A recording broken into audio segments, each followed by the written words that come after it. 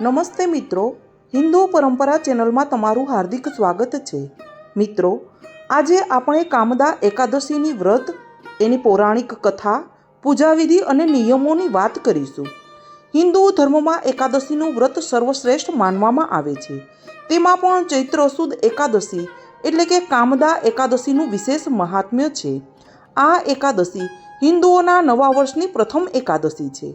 કામદા એટલે કે કામના એટલે કે ઈચ્છા પૂર્ણ કરનારી. પૌરાણિક માન્યતા મુજબ જે ભક્ત આ દિવસે પૂર્ણ શ્રદ્ધાથી ભગવાન વિષ્ણુની પૂજા કરે છે તેની તમામ અતૃપ્ત ઈચ્છાઓ પૂર્ણ થાય છે અને જાણતા અજાણતા થયેલા પાપોમાંથી મુક્તિ મળે છે. કામદા એકાદશીનું મહાત્મ્ય વિષ્ણુ પુરાણમાં શ્રી કૃષ્ણ અને મહારાજ યુધિષ્ઠિર વચ્ચેની વાતચીતમાં વર્ણવવામાં આવ્યું છે.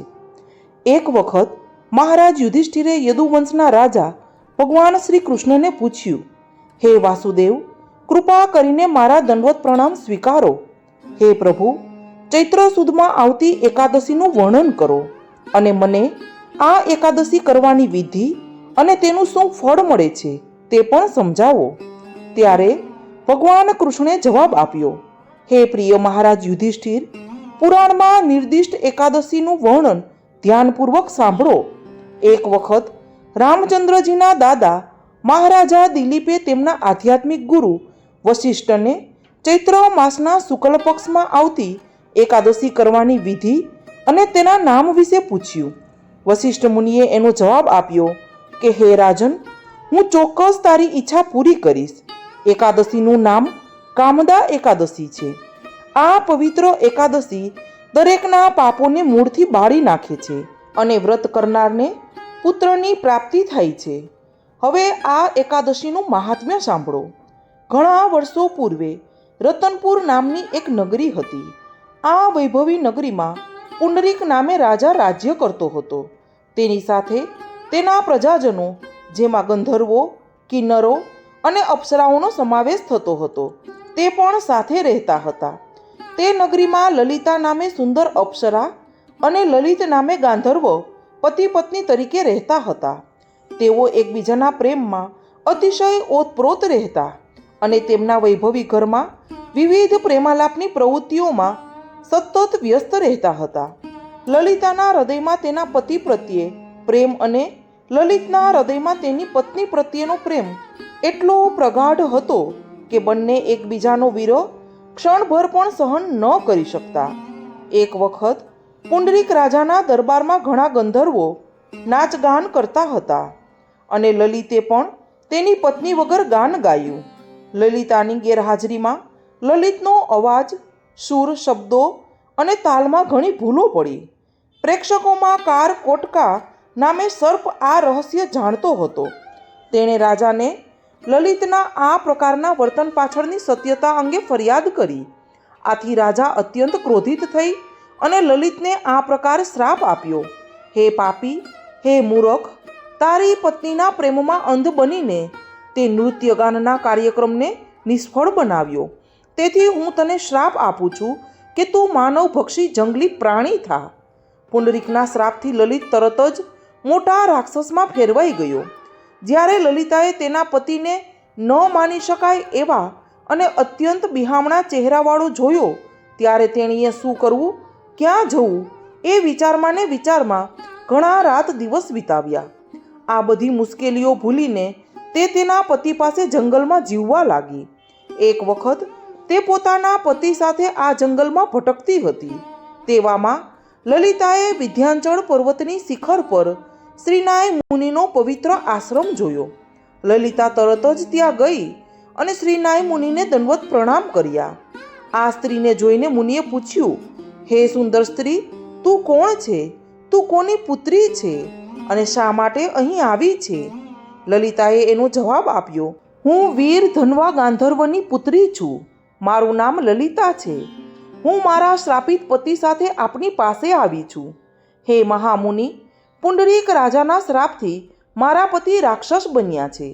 હે મુનિ, હું તેમનો બિહામણો અને ભયાનક ચહેરો જોઈને ઘણી વ્યથિત છું. હે મારા પ્રભુ, કૃપા કરીને મને પાપ નિવારણની વિધિ બતાવો, જેથી મારો પતિ આ શ્રાપમાંથી મુક્તિ મેળવે. હે મુનિ શ્રેષ્ઠ, કૃપા કરીને અમને વિધિ બતાવો, જેથી તેની રાક્ષસી સ્થિતિ દૂર થાય. લલિતાની આવી વ્યથિત વાણી સાંભળી શ્રીનાય મુનિએ કહ્યું, હે ગાંધર્વની પુત્રી, ખૂબ જ નજીકમાં ચૈત્ર માસના શુક્લ પક્ષમાં કામદા એકાદશી આવે છે. આ એકાદશીનું વ્રત કરવાથી કોઈની પણ મુશ્કેલી દૂર થાય છે અને એની ઈચ્છા પૂર્ણ થાય છે. હે સજ્જન સ્ત્રી, મારી સૂચના પ્રમાણે તું આ એકાદશીનું વ્રત શ્રદ્ધાપૂર્વક કર અને એકાદશી કરવાથી તને જે કંઈ પુણ્ય મળે તે તું તારા પતિને આપજે. આ પુણ્યના પ્રભાવથી તરત જ તારો પતિ શ્રાપમાંથી મુક્ત થશે. મુનિની સૂચના મુજબ લલિતાએ અત્યંત ભાવ અને શ્રદ્ધાથી એકાદશીનું વ્રત કર્યું.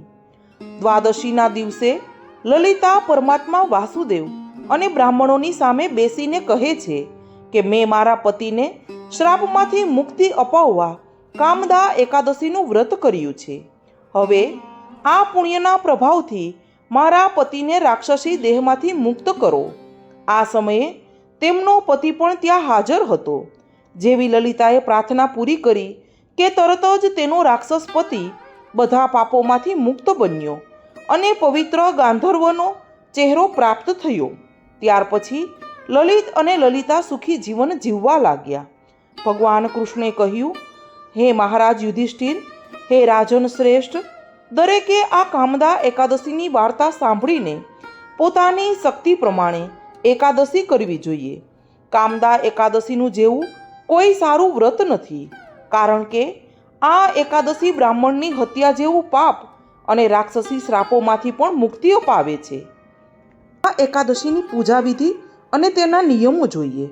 કામદા એકાદશીના દિવસે ભગવાન વિષ્ણુના એટલે કે વાસુદેવ સ્વરૂપની પૂજા કરવામાં આવે છે.